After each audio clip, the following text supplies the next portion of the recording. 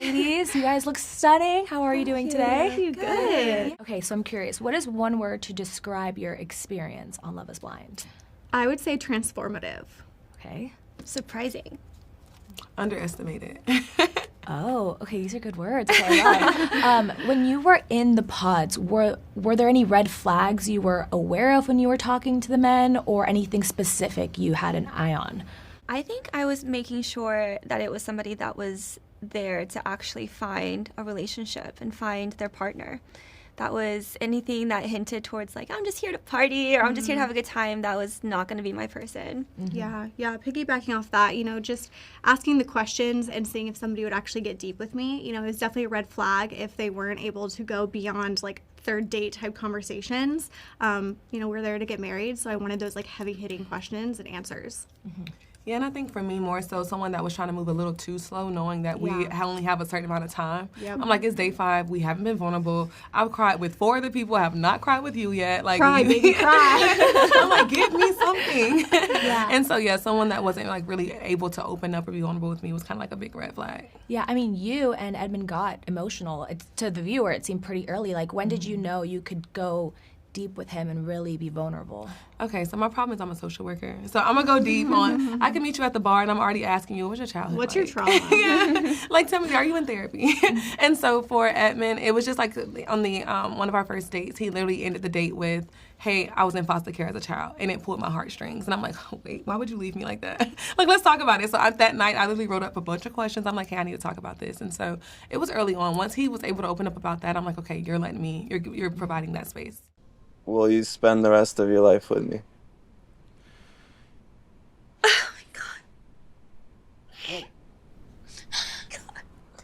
Will you marry me?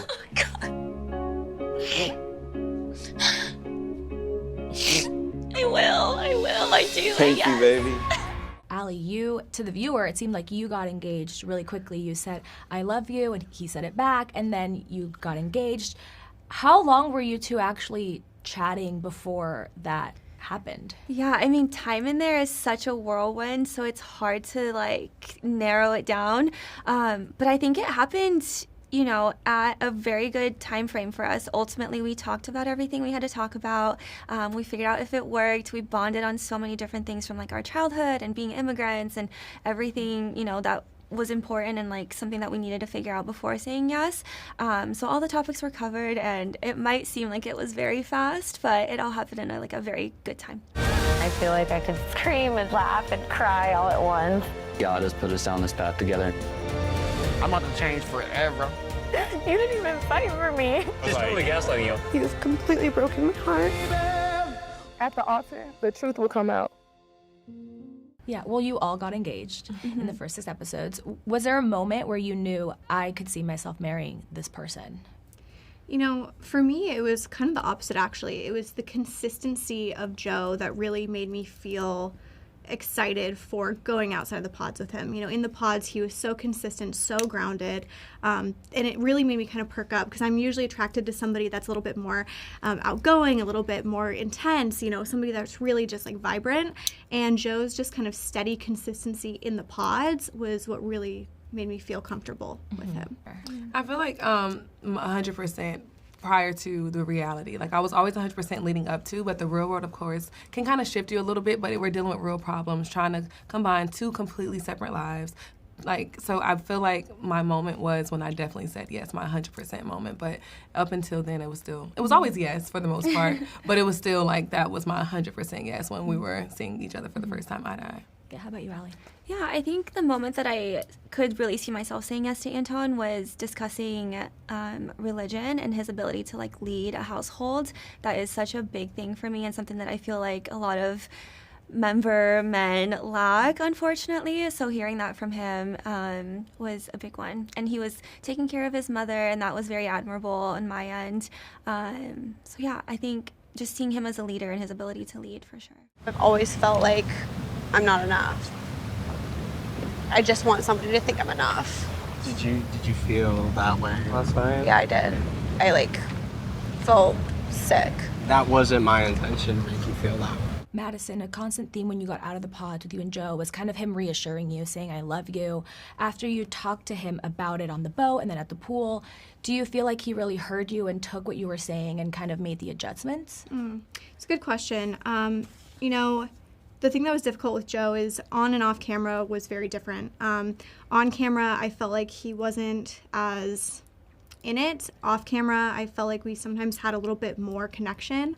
I'd say in general, I didn't feel very heard. I didn't feel very seen in our relationship. It kind of felt like I was trying to pull somebody down this path that just didn't necessarily want to be there, or maybe wanted to be there for a different reason. Are you coming in hot? You're right. I'm sorry I came in and sat on the bed and scratched your back and got you a water. You're right. I'm coming hot. Sorry. What the Joe? Me for trying. Seriously. Me for like trying to help. Okay, woman. I feel like I woke up and I'm here, and now that's what I feel like. So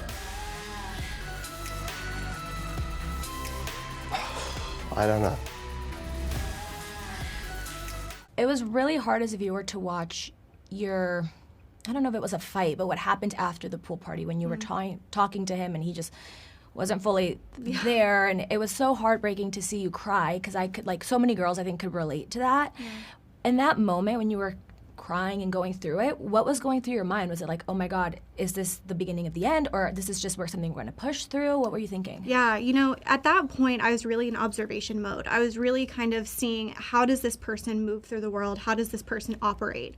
Obviously, that was not a very good situation, and the way that he treated me and the way that he handled that was disappointing, to say the least. In the moment, I was like, okay, noted. You know, it wasn't the end-all, be-all for me. It didn't feel like the beginning of the end, although it probably should have been. Yeah.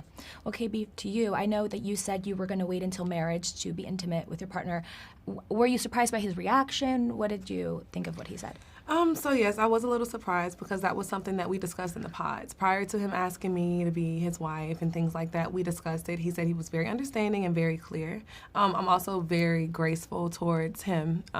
So it was more so in the sense of, okay, I understand, because maybe this isn't what you're used to. You're not used to a woman standing on her boundaries, or not used to someone saying, hey, this is what it is, and actually going through with it. So I was understanding. It was just more so the presentation of it. But I also understood we were all under the influence. So it was like, okay, maybe it's just riled up a little bit because you're not fully here right now. But he did eventually apologize. I didn't have him kicked out the room, but I did just sleep on the balcony, because I'm like, hey, I need space, because we're not seeing eye to eye right now.